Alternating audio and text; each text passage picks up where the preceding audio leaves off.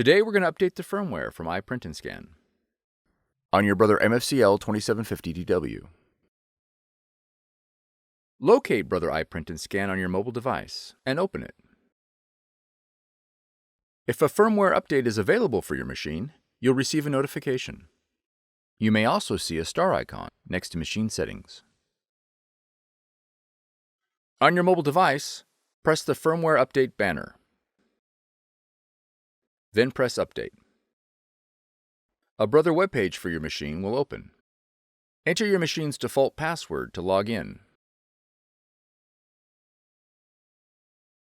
Press Check for new firmware. Press Update.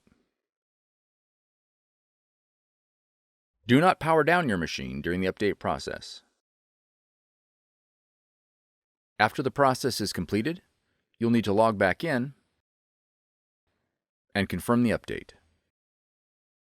If additional updates are available, perform the update process again.